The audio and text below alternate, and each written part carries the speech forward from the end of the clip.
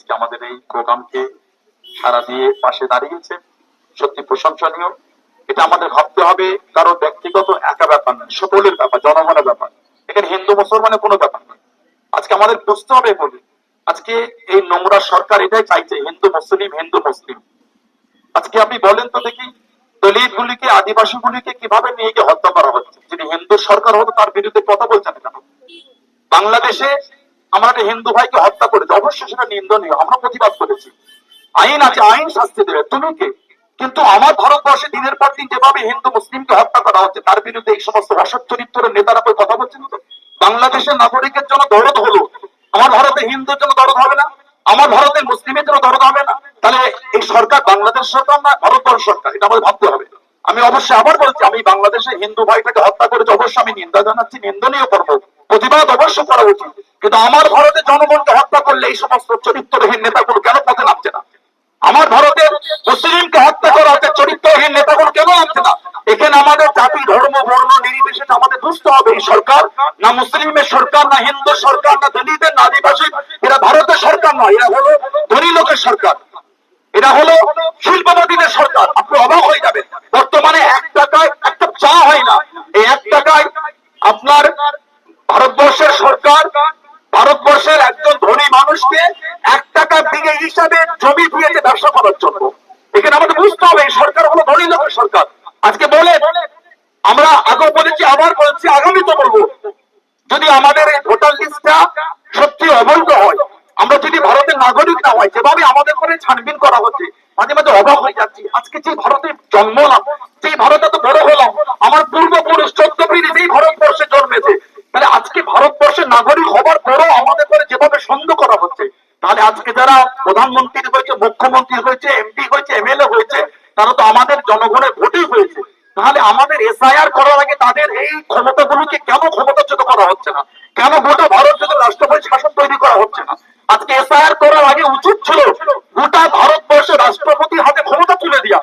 সরকার ফেলে দেন, MLA MP ফেলে দেন, মুখ্যমন্ত্রী ফেলে দেন, এসআইআর করে, তাদের এসআইআর হবে, আমাদের হবে। যে পরিচিত ভারতের নাগরিক তারা ভোটে দাঁড়াবে, তারা যদি পরিচিত নাগরিক হয় তারা তাদের ডকুমেন্ট সাবমিট করবে এবং আমার জনগণ যারা ভারতের আমার জনগণ তারা আমরা ভোট দেবো। আমাদের জনগণের জন্য ভোটার লিস্টের সার্চ করা হচ্ছে, বাট নেতাদের জন্য কেন করা হচ্ছে না?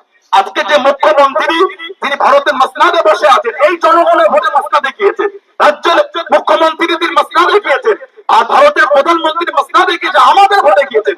মুখ্যমন্ত্রী প্রধানমন্ত্রী এই ভোটগুলি আমাদের জন্য হয়েছে। জনগণ নেতা ঠিক করে, নেতা জনগণ ঠিক করে না।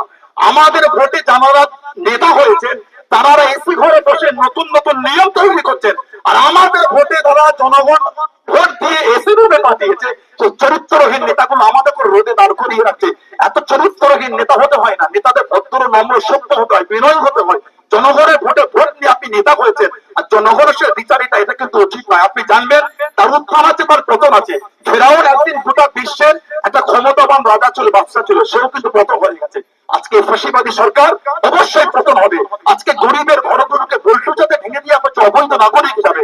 আপনাদের লজ্জা লাগে না? 3টে গরিবের গায়ে কম্বল দিতে পারেন না, 3টে গরিবের মুখে অন্ন তুলে দিতে পারেন না, 10টা গরিবের ঘর ভেঙে দিচ্ছেন। আপনি জানবেন যেমন আপনি গরিবের ঘর বল্টুজাতে ভেঙেছেন, আপনার ঘর কিন্তু একদিন 3 তলা বাড়ি হলো সেটা ভাঙতে ভাঙতে আপনি দেখে দেবেন। তাই এই সমস্ত নোংরামি বন্ধ করে জনগণের পাশে দাঁড়িয়ে আপনি পরীক্ষিত সার্চ করেন না, এটা আমাদের কোনো দুঃখ নয়। আপনি নির্বাচন কমিশনার বললেন যাদের বাবা মার বা যাদের 2002 ভারতের ভোটার লিস্টে নাম ছিল তাদের কোনো ডকুমেন্টস লাগবে না, গলা উঁচু করে বলে দিলেন। আজকে কেন আমাদের বাবা মার ভোটার লিস্টে 2002 নাম থাকার পরে কেন আমাদের নামে নোটিশ জারি হবে? কি জন্য জারি হবে আমাদের নামে নোটিশ? আজকে বলেন, শুধু আমাদের নামে নয়, যাদের 2002 ভোটার লিস্টে নাম আছে তাদেরও নোটিশ পাঠানো হচ্ছে। কত বড় চরিত্রহীন নির্বাচন কমিশনার হলে এই সমস্ত নোংরামি করে কোনো জনগণের করতে পারে? তার সাথে সাথে আমি আর একটা বলবো, যেভাবে এই বিচারিতা শুরু হয়েছে এবং আমাদের অ্যালার্ট থাকতে হবে যে আমাদের সমাজে এসআইআর এর ফর্ম 7 তারা আগে থেকে ফিল আপ করে তারা নির্বাচন কমিশন অফিসে জমা দিচ্ছে, তার মানে ডিভোটার করা, এটা একটা চক্রান্ত চলছে। এটা আমাদের অ্যালার্ট থাকতে হবে এবং এটা হিন্দু মুসলমানের কোনো ব্যাপার না।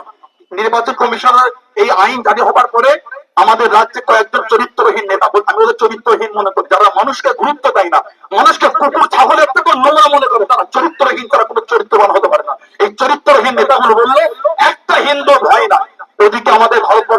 মন্ত্রী বলে দিল ভারতটা কোনো ধর্মশালা নয়, কোনো ব্যাপার নাই, যে ডকুমেন্টস দেবে সেই থাকবে। তাহলে এই চরিত্রহীন নেতা বলছে হিন্দুদের ভয় নাই, আর ওখানে স্বরাষ্ট্র মন্ত্রী বলছে ভারত ধর্মশালা নয়, ভারতের নাগরিক প্রবাদ দেবে, এখানে হিন্দু মুসলমানের কোনো ব্যাপার নাই। তাহলে আমার সমাজে হিন্দু ভাইদের ভাবা উচিত এই সরকার শুধু মুসলিমের বিরুদ্ধে নয়, আপনাদের বিরুদ্ধে। তাই আমাদের করে এই ধর্মের জায়গায় মজবুত থেকে, ধার্মিক হওয়া না হলো, ধর্মের জায়গায় মজবুত থেকে আমাদের মেলবন্ধন, ভ্রাতৃত্ব, এই ভালোবাসার জায়গায় অটুট তৈরি হয়ে এই নোংরা নেতাদের বিরুদ্ধে রুখে দাঁড়িয়ে এই নোংরা আইনকে ধ্বংস করতে হবে। আর কত আমরা লাইন দেবো বলেন তো? আমাদের কি কাজ কাম নাই? মানুষ সারাদিন খেটে 300 টাকা রোজগার করে, 250 টাকা সংসার চালে, 50 টাকা সঞ্চয় করে, সেই লোকটাকে সপ্তাহ পর সপ্তাহ লাইনে দাঁড় করাচ্ছে। কত বড় নোংরা মানসিকতা হলে করতে পারে? বলা হলো ভারতবর্ষের 1 নম্বর ডকুমেন্টস হলো আধার কার্ড, লাইন দিয়ে ফিঙ্গার দিয়ে আধার কার্ড তৈরি হলো। আবার সেটা বলছে ভারতবর্ষের কোনো গুরুত্বহীন ওটা ডকুমেন্টসই নয় আধার কার্ডটা। আর কত আমাদের কোনো কষ্ট দেবেন? আমরা চাই না এভাবে দিনের পর দিন চলতে, আমরা চাই না। তাই আমাদের ভোটারের অধিকার, এটা আমাদের ঐতিহ্য, আমাদের দেশের নাগরিক হিসাবে এটা আমাদের গুরুত্বপূর্ণ একটা ডকুমেন্ট। তাই এই নোংরাটি বন্ধ করে, এবং আমরা এই যে নিয়ে যাচ্ছে, এই নিয়েকে যেভাবে হ্যারাসমেন্ট করছে, এই প্রতিবাদ আমরা জানাই। তার সাথে সাথে আমরা দেখছি যে নামের স্পেলিং ভুল হলে আমাদের হ্যারাসমেন্ট করা হচ্ছে, এবং কোর্টে গিয়ে ফার্স্ট ম্যাজিস্ট্রেটে কোর্ট এফিডেভিট করে আনতে হবে। আপনি অবাক হয়ে যাবেন, বর্তমান আপনি কোর্টগুলিতে গেলে লাইন থেকে আপনি অবাক হয়ে যাবেন, হাজার হাজার লাইন দিয়ে আছে। এই আইডি আমাদের এই ফর্মগুলো ফিল আপ করা হচ্ছে। আমি জাস্ট একটা কথা বলছি, ধরেন আমার নাম আব্দুর রহিম মন্ডল, এই আব্দুর রহিম, আব্দুরের পরে একটা স্পেস হবে, রহিমের পরে স্পেস হবে, মন্ডলের পরে তবে মন্ডল লিখতে হবে, মাঝখানে দুটো স্পেস হবে, ফাঁকা থাকবে, দুটো গ্যাপ থাকবে। এই আইডি ফর্ম গুলো ফিল আপ করে আব্দুর রহিম মন্ডল, মাঝখানে কোনো স্পেস নয়। এই ভুলটা আমাদের নয়, ভুলটা নির্বাচন কমিশনের। এই ভুল তারা করে, আমাদের কেন কোর্টে বিধেবে নিয়ে আসতে হবে? এটা আমাদের অত্যাচার করা হচ্ছে, জুলুম করা হচ্ছে। এর জন্য নির্বাচন কমিশনের বিরুদ্ধে কেস হয়ে তাকে জেলে পাঠানো উচিত, আমাদের কোনো শাস্তি দেওয়া হচ্ছে। তাই এই নোংরা কর্মের বিরুদ্ধে আমাদের রুখে দাঁড়াতে হবে। হিন্দু ভাইদেরও এরকম মনে করছে, তাদের নামের সাথে তাদের আপনার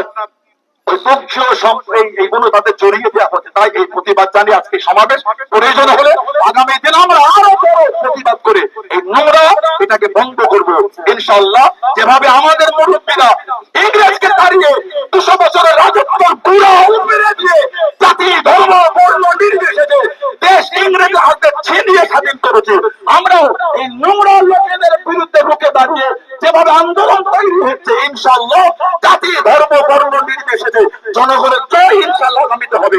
এই বলে আমি সকলকে ভালোবাসা জানিয়ে আমি আমার সংক্ষিপ্ত আলোচনা সংক্ষিপ্ত সমাপ্ত করলাম।